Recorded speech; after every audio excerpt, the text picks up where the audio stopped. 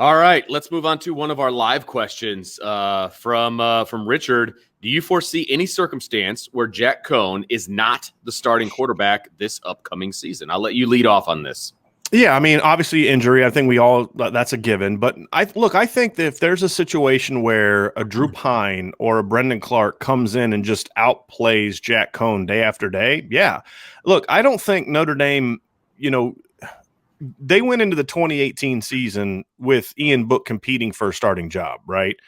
The way that Brandon Wimbush finished the 2017 season opened up a quarterback competition, but Ian Book had to earn it, and he had to prove it over time because Brandon was still an established quarterback that led Notre Dame to 10 wins over a schedule that had 8 ranked opponents that season. So, I think that it's going to have to take someone like Drew Pine just outplaying Jack Coan every single day because it's one of those things where, and this is something I'm not criticizing the staff for this. This is something I agree with. If it's close between a 50 who has led his team to a Big Ten championship and the Rose Bowl, Big Ten championship game and the Rose Bowl, and a redshirt freshman who's got 2 career attempts, if it's close, you're going to go with the veteran, and should go with the veteran. No doubt.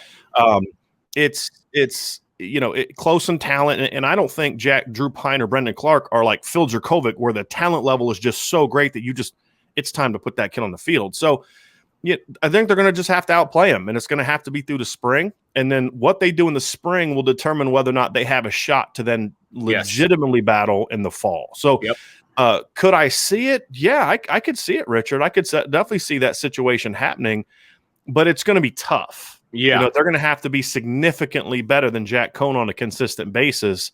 And even then, I would still imagine that Jack Coan would start in the opener.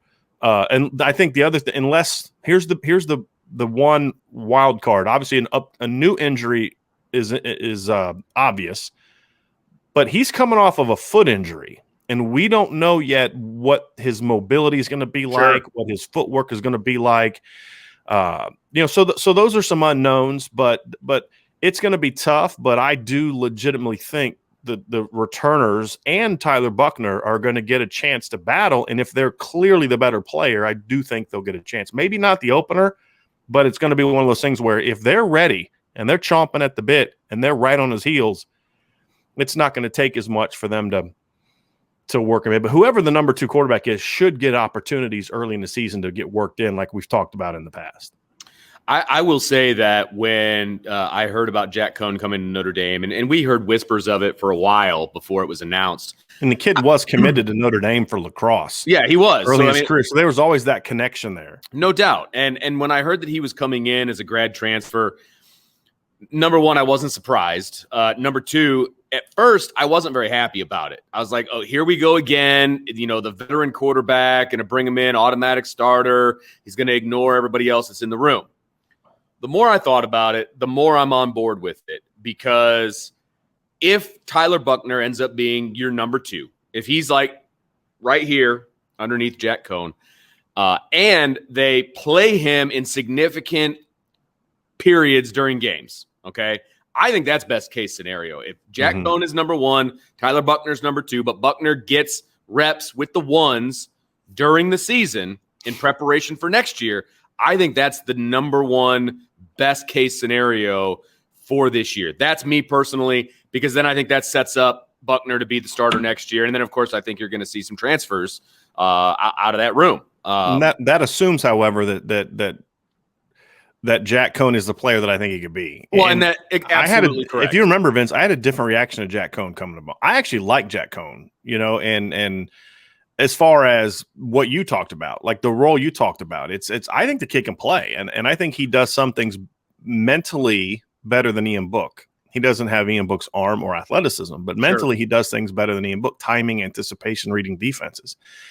So that part's going to be interesting, but it's kind of like Ben Skoranek when he signed.